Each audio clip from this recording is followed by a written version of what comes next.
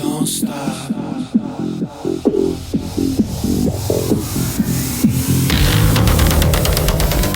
Hi, thanks for joining me on the Everything and Anything in a Bit Gay podcast, and this is The Gay Bit. Today, I am bringing you an episode like I do every Friday because my show probably wasn't gay enough for you this past week, and I'm making sure I bring all the gayness into this one episode. And today, I'm going to talk about how I got into podcasting. And I've told the story how I got into podcasting a little bit in the past because I was doing podcasts in the corporate world and then decided to do my own podcast because I missed it when I left one job. But there's a whole backstory to that I'm going to talk about today that I don't think anybody other than a few friends know about. So here it goes. First, I always wanted to be Oprah Winfrey. And people were like, oh, what do you want to do whenever you grow up? I'm like, I want to be a talk show host. I always talked about doing this, which is so weird that I said that because who knew I'd be a podcaster interviewing people? But that was one of the things that I said I always wanted to do. And I don't know if I wanted to do it because I wanted Oprah's money or if I just wanted to do it because I wanted to interview people. But I always am the one that had a video camera. When I talk about a video camera back in the 90s, it was a VCR tape that you put into this camera and you film. And then it went to DVDs, these little DVD cameras. And I'm the one and I have all these home movies. And I got this from my father because when we were growing up, my father had video cameras and he would take photos all the time. He took some amazing photos of nature and stuff. But there's tons of pictures of me and my brother and my mom when we were growing up and going on vacations and stuff together because my father I would call him a historian in a way. I think he kind of gave that to me, passed that down to me because with my friends in high school and in college, I'm the one that always had a video camera, would always bring it on trips, or even if we were at somebody's house in high school on a Friday night, I would bring it. And I actually have found all these VCR tapes and these DVDs of videos, and I've digitized them all. And they're painful to watch sometimes because, you have the bad 90s hair or, you like look at yourself, you're like, oh my God, like I hated my voice when I first started doing my podcast and now I could care less, but I still hate my voice whenever I was, 16, 18. I was just the way that you act as a teenager, like you have to kind of relive those things. But all that being said, as I'm going through these tapes, I realized how many times I was sitting down with a friend on these videos and interviewing them. And one time I was pretending that I was Barbara Walters and I was interviewing my friend Cindy and sitting there giving her questions. And it was just stupid questions and fake questions about her, pretending that she was a celebrity. But, I was doing this whole interview show, sitting on a couch with her sitting next to me doing this interview. The camera was on her the whole time, not both of us. So it was more like me interviewing her and her and it was just to be silly because she's a very shy person and she doesn't necessarily love to be on camera. I should actually like pull those and post those onto my social media. She'd probably die if she's seen them or if anybody's seen them. But I have so many, I have hours, I have days of videos from all the videos that I've done. And we'll be right back. Okay, now back to the show. The other thing that is very interesting that my friends in New York know from the early 2000s, maybe, I don't know, through 2010s or teens or whatever you would call it, we'd go out every night, every weekend, not every night in New York, but a lot of nights we'd go out and we would end up at this bar called Phoenix. And it was in the Lower East Side of New York. And was it in the East Village or Lower East Side? Lower East Side. And we would go there. And when you walk into this bar, you go to the right and there's a big bar area and big open space and people are standing in there. But if you go to the left, there was this little room and it had some chairs in it. And I think maybe benches or something. So if you wanted to kind of sit or stand, that's kind of like a separate room. And the main room was very loud. And so me being the person that I am, always be talking to people that I didn't know. And it's New York and are friendly and you can get away with that. So, what I ended up doing one night is I told my friend Brady, I said, Brady, come with me and let's go find people to talk to. And he says, okay. So, Andrew was there. I don't know. There was a whole crew of us that would always go to Phoenix. I know Brady and Andrew was there for sure. I think Brady was dating a guy named John at the time. I would have to really kind of think, but there was definitely a crew of. Oh, our friend Tilly was there. Um, God, it's really like I can picture the whole room. It was like a brick walled room, typical New York kind of look and feel of an old bar and very Lower East Side looking inside as well. So anyway, we would go to the main room of the bar where the bar was, and we would I'd go find somebody, and I would try to find somebody that I probably thought was cute or interesting looking, or I thought maybe they had a story. And I'd grab one guy and can you come with me? And they're like, sure. And so I'd bring them, and we'd have two seats in this room. I'd tell this guy, sit here. I'll be right back in 2 minutes. And I'd go find a second person that I thought was cute or interesting looking, and I'd bring them back, and I would sit there. And they're like, okay, well, what are you doing? I'm like, well, we're doing a talk show. And so they're like, oh, okay, is there cameras or something? Like, what's happening? I'm like, nope, we're just doing a talk show, and this is your audience. And all my friends were, there's maybe 10 of them. They were all standing there watching me do a talk show. And I was just interviewing these people, asking them silly questions like, are you a top or a bottom? Have you ever, been at a sex party? Have you ever been fisted? I don't know, like whatever. I'd just ask silly gay questions that were ridiculous. And they always, people, I would say 9 out of 10 times, the two people always went along with it. It all people would maybe feel uncomfortable for the first minute and or feel shy, but I was always able to somehow pick out the right people. I think one time a guy, he was from Germany, and Germans are a little more reserved, and he just didn't get what we were doing, and it bombed. But I was interviewing these two guys, I remember, and then I turned it into a matchmaking game. And I'm like, okay, well, if you guys think each other are attractive, would you ever do a sex tape together? And they both yeah, maybe. I'm like, well, what would you want to do in the sex tape? And they kind of explained, I'm like, can you show us? And they started kind of mimicking, having, obviously with their clothes on, because we were at a public bar, so they weren't having sex. But I'm like, they were kind of mimicking they would do. Maybe one was bent over and the stuff. And I think they even got on the floor at one point and were really going at it. But I would always just come up with these. I would never think about what I was going to ask these people.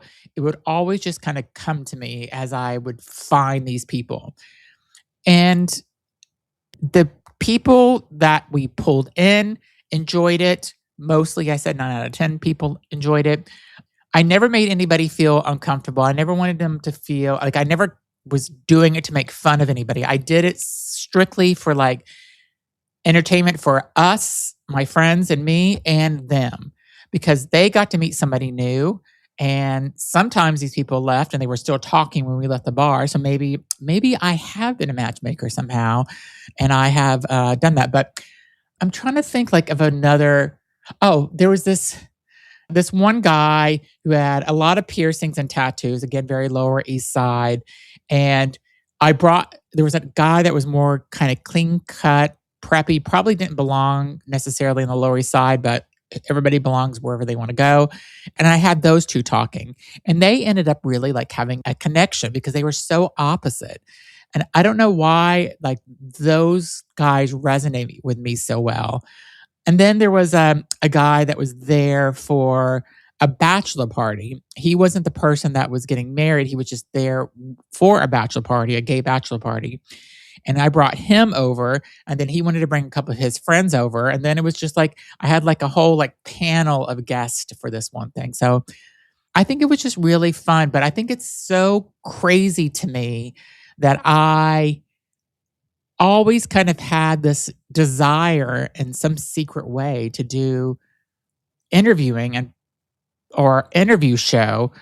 And yeah, and now like look at me, I'm doing a podcast full time and interviewing people that I think are interesting. And a lot of times the people that I find myself, not people that necessarily come to me, but people that I find myself are people that I think give better interviews, even if they're not necessarily ever been interviewed or they're not selling anything. I find people on TikTok and I'm just like, I think you're interesting. Come and talk. And they're not selling anything. It's just because I find their content interesting. And if I find it interesting, I feel like somebody else is going to as well.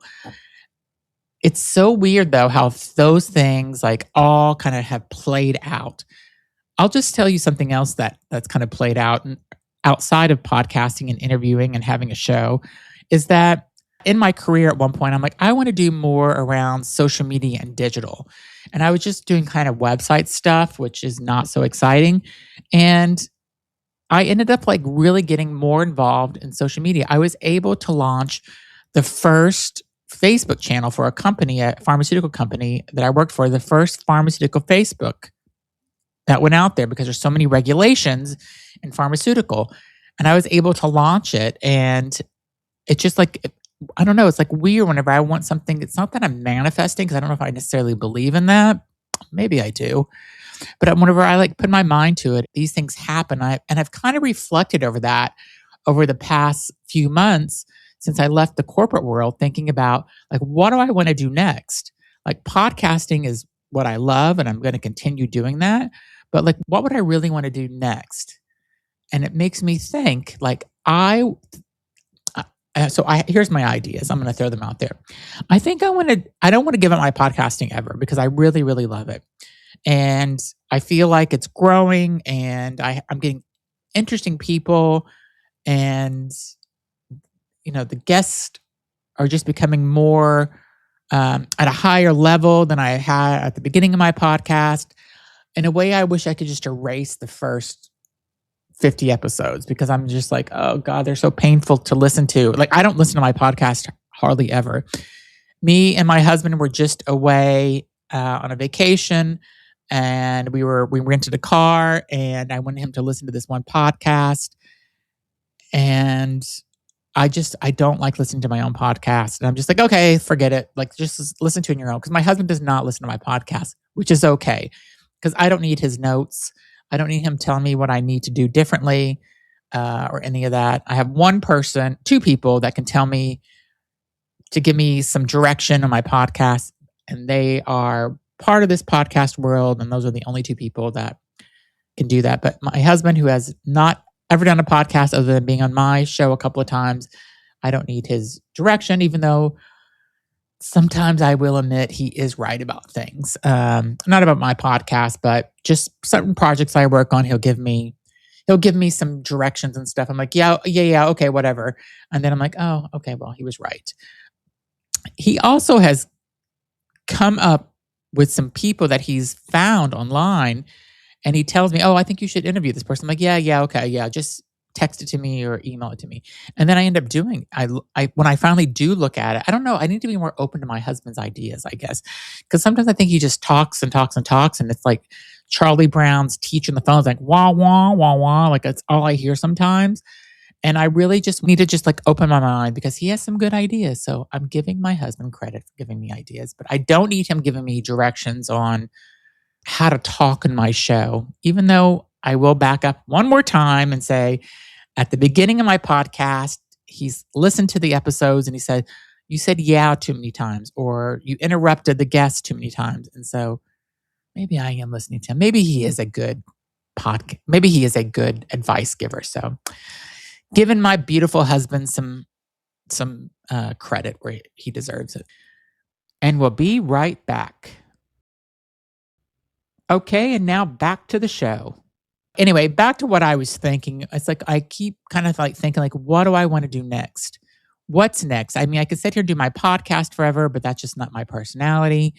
I mean, I'm not giving it up by any means, but like, what do I want to do next? I have ideas for other podcasts, but I don't really want to start a third podcast because I have this podcast and I have Listen Up Girl podcast, where I do news. And I feel like that's more than enough for me. Like, I don't need another podcast, even though I really have a good idea for a third one, but I'm not going to do it.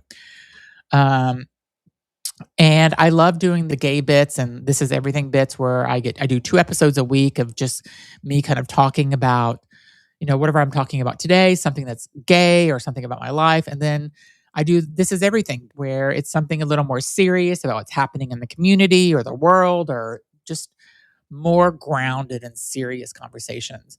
But what I've been thinking about are 2 things. And I know it's taken me a while to get here, but I'm bringing it home now. The 2 things I would like to do is I would like to do a radio show, like live radio. So there's a guy named Philip Anthony who is an AM talk show host. He has a show, and I've been on his show twice. And I really kind of like it's doing live. A live show is so different than doing a podcast because if I fuck up here, I can edit it. Or if there's a technology issue, like I can stop and start over, or I can fix it, or whatever. If I say the wrong thing that I don't like, I can edit it out. And sometimes when I start these podcasts, I stop and I start and I stop and I start. And sometimes it's like 8 times that I've stopped and start because I don't like the way I've even opened the podcast. Or sometimes I'm 15 minutes into it. I'm like, nope, I don't like the way this is going. And I just stop it and I start completely over. So doing a live radio show would be, even if it was like 1 day a week, I think that would be interesting to do. So I'm looking into that a little bit and seeing if I could maybe do that. And I don't even know like what I would do. Like, I think I need to come up with a concept and maybe start reaching out to people about it. But I would like to talk about just maybe like a local talk show or a local interview show in Boston, and talking maybe to local business owners or people in the gay queer community, and have it be on a progressive radio station. Oh, and this is the other thing that is so interesting about my past. Whenever I was in high school, and I think I've talked about this before in previous episodes, but whenever I was in high school, me and my friends used to crank call people, and we would do it like 3-way, but it was like I would call somebody, my friend would call somebody in 3-way, that friend would call somebody else. There was like 6 or 7 of us on a phone, and they would all mute, and I would call some random number, or we would know somebody that we could call. We would do *67, so our phone number wouldn't come up in caller ID. This is whenever it was landlines, not cell or mobile phones. And I would pretend I would do a woman's voice, and my name was Barbara Midnight. And I would say, this is Barbara Midnight. I'm calling from 97.3 Coast FM. We're doing a contest. And if you can sing, first of all, who's your favorite musical artist or guest? And they would say, I remember our friend Shelly did this. She'd say, oh, it's Madonna.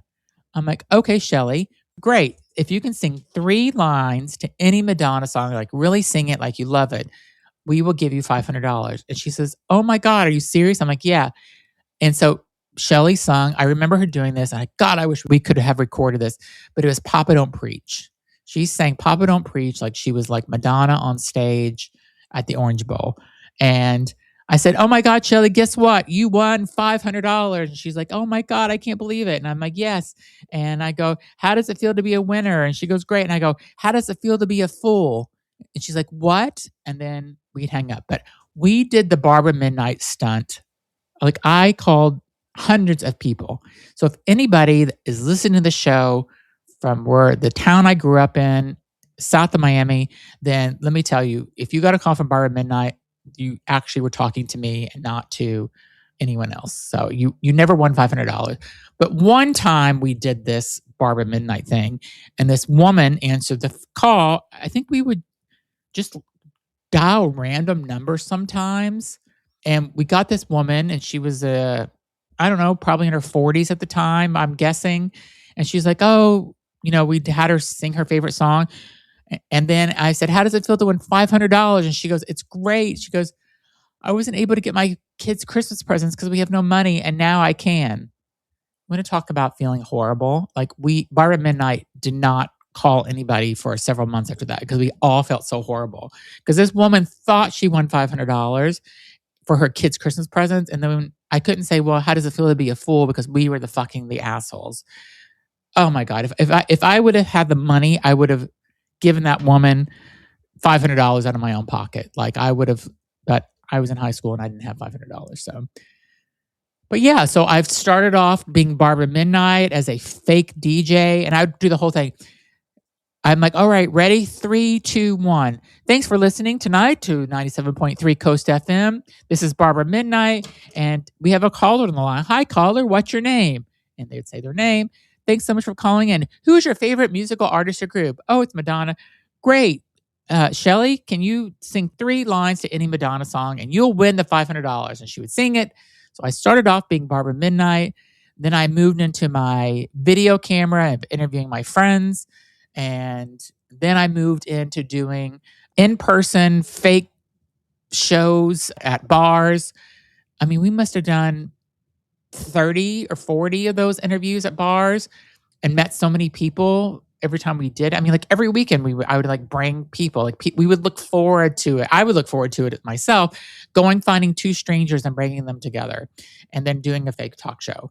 So I guess I was kind of destined to be doing interviews somehow. So anyway, back to the original thought. My first thing is that I want to do is I would love to maybe get on an AM, FM, do a half hour even a week or an hour show. I'd like to do an hour to 2 hour show a week on a radio station. So I'm going to look into that. I got to come up with a concept about what I'll do and stuff. And then I think my second dream is that I would like to have like an in-person talk show, whether it's over a podcast, but like do in-person interviews and stuff. So I have a studio. I'm trying to think like who this could be like. Who is doing this the right way now? Amy Poehler. Amy Poehler has a podcast and she has her guests come in. She's sitting across from them. And I would like to do something like that and not have all my interviews done online. But I need a whole studio. Right now I'm doing this in a 4th bedroom and it's a studio and there's a bed right behind this camera. And I have made this mock studio, but I would like to have a studio that I go to. There's a whole team there with real cameras and real production. There's real, all that's there. So I want to be Oprah. I do. I want Oprah's money. That's the main thing. I don't need Stedman. I'd be Gail's best friend if she wanted to be, but that's really what I need. I need to be Oprah Winfrey. I'll even only take half the money she has. I don't need the full $2 billion. Just give me $500 million. I'll be happy with that.